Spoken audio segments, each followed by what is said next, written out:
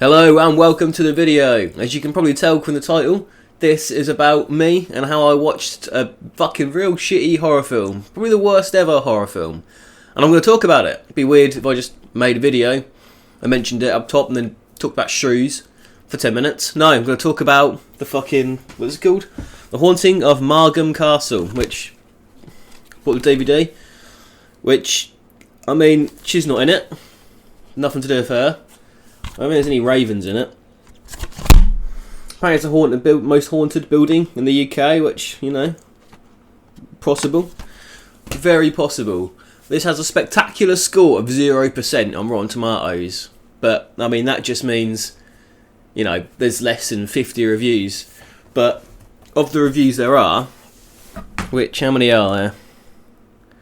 4. 4 reviews, all half a star.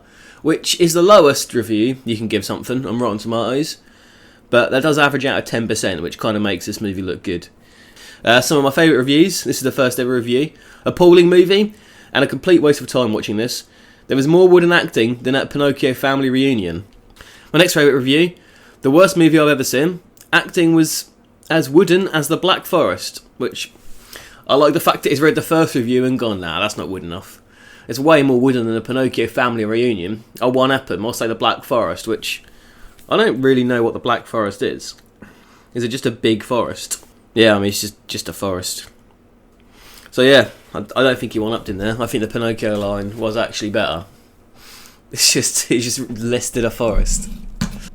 So one more thing before we get into this video. For some reason, I kept calling this fucking Margam Castle. It's Margam Castle, but just for, you know, ease, I just call it Margam throughout the whole video because I would got confused and just, you know, mixed it up. So we'll say out top, Margam Castle. And for most of the movie, because the whole movie's about some parapsychologists, and for ages I was like, that's fucking stupid. I have no idea what a parapsychologist was. I kept being like, that's a fucking stupid term. What does that mean? Sounds ridiculous. For ages I thought it was a parapsychiatrist. I thought this was a movie about 4 parapsychiatrists. And I wrote a little skit about parapsychiatrist. And, you know, I'm just going to play it now. Even though it doesn't make sense and it's not what the movie's about. They are. So, what's been on your mind?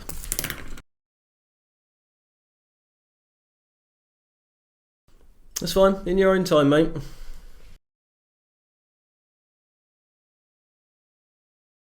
Fun. I can sit here all night. You're paying for this. How are you paying for this?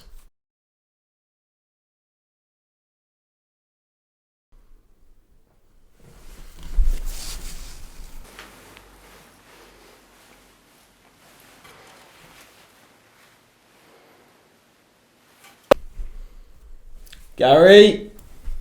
What is it? Oh, another no-show. Or maybe you were the ghost all along. No, that doesn't make any sense. We'll make an appointment with myself. Ah, nearly got ya. Hey, that's close. Nearly had ya. Send in the next one.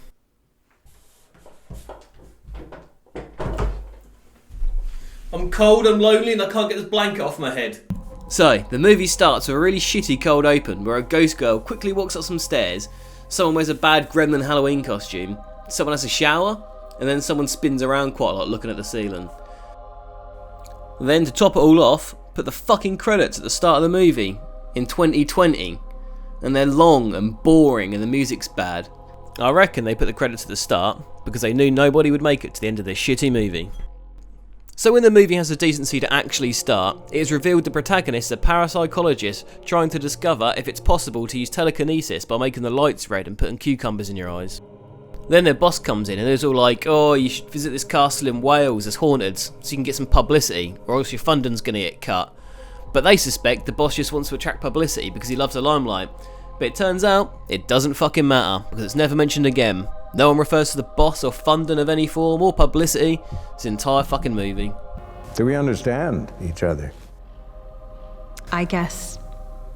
And, for some fucking reason, they keep treating it like it's a big chore. Like they wouldn't want to do it. But he's getting a kick out of giving me such a shitty assignment. I thought they were fucking ghost hunters, parapsychologists. Surely this is like right in their wheelhouse. They're getting paid to go abroad and look for some ghosts at a castle. Doesn't sound that bad. They keep fucking moaning about it like they're being punished.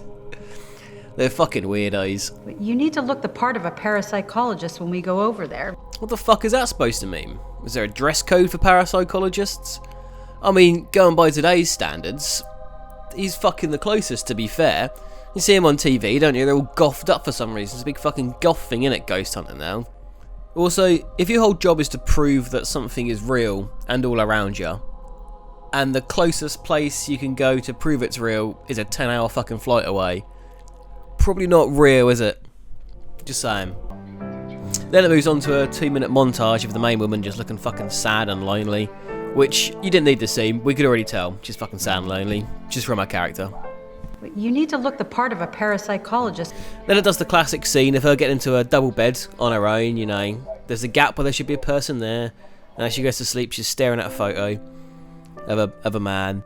And this portrays, you know, like an ex-lover that's perhaps left her or died. Normally died because, you know, she's still staring at the photo and stuff, or she's mourning him. She hasn't got that hatred for someone that's left her. There's no mention of a dead ex this whole film, or even an ex that's left her. There is a mention of a dead brother. She goes into a lot of detail about her brother dying, and it's messed her up. She's sad over it. So I think that was her brother she stares at to go to sleep to. It just seems a bit off. I don't know why. It just seems a bit strange. So next up, we have a little travel montage of them arriving at Wales and going to a little Welsh pub. And this is the part of the movie the writer thought it'd be a good idea to test out his comedy. Maybe he's, dipping his toes in that market. He's going to bring out a little sitcom soon. Because some of these jokes are fucking bangers, mate. And it's got a lot to say about the old British core. Oh, he really sticks it to us. I've been to the UK a few times, and there's one thing you guys gotta know about the Brits. It's They have fucked up teeth. nice. Well, some do, but no. It's that they are absolutely obsessed with the weather. What's Welsh rarebit? So you've got a lump of cheese, you've got eggs, milk, pinch of salt, pinch of pepper. You blend it all together, chuck it on some bread, stick it in the oven, bake it, cheese is melted, and you can do a variety of things with it too. Put a fried egg on it, and then it becomes a butt rabbit, or, better still, you can stick a tomato with it, and it becomes a blushing bunny. It's a funny name, isn't it? But I'll level with you here, love. It's really posh cheese on toast. All right?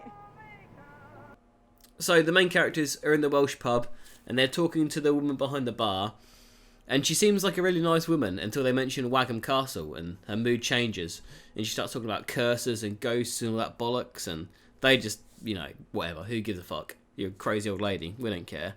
And they have some Welsh rarebit, and they're on their way. And on the way out, they see another fucking lady, and the same thing happens. She's all like, oh, you're cursed and shit. And she's all like, oh, the ghosts always knew you would come, which I don't know what the fuck she's talking about. It's just confusing. They're waiting for you. They've always been waiting. Strange woman. And I don't really know whether this is just like a, movie trope scene. Oh, let's just drum up some, some lore to the castle, make it seem scarier. Or this guy's just having some fucking more stabs at some British people. Ah, they all believe in curses, don't they? Let's just say everyone they meet just believes in curses. That'd be funny. I like to think as soon as they left the pub, everyone went, "Way! The dickhead Americans are gone. We got rid of them. They're gonna have a fucking bad night tonight in that castle. They'll be shitting themselves. Believing all the fucking curses, the morons." So they eventually arrive at the castle, and the stereotypical half-dead butler that looks like he's been waiting there since they left America greets them. He leaves, and the parapsychologists just kind of stand around and look at some pictures until two more characters enter the movie. There's a man who never really explains who he is or what he does in the movie, and an old woman that just keeps talking about witches and wants to talk to the ghosts with psychic powers, which is great. Good for her. Right, so now we've met all the characters in this movie set in Wales. I want you to guess how many are actually Welsh. You can exclude the parapsychologists, they're all American, so it's out of 5. I'm waiting. I need to hear you guess. The answer is half a person. All these people are English. The only Welsh person in this movie is off camera. Idris! Make that 5 Welsh rabbits. No need to shout. I'll do them now in a minute. Which I can't help but think was just added in post by like a third party that noticed their fuck up. I wouldn't be surprised if the people making this movie just cast for people with a British accent, not realising Britain is not only multiple accents but multiple countries, because Americans are dumb and only know stuff about their own country. Ooh, got 'em back. Say we've got bad teeth, we'll bite back, mate, with them fucking teeth. you can't fucking have us, mate. We'll have you back. Side note: the witch woman does have a Welsh twang at the start of the movie, but it disappears by like fucking scene 2. I assume this is when she realises the movie is fucking awful and just gave up trying to act. She's definitely born in England. I looked it up, and the IMDb page describes her as being gently attractive, which is odd. Just odd. And that's gonna about do it for part 1.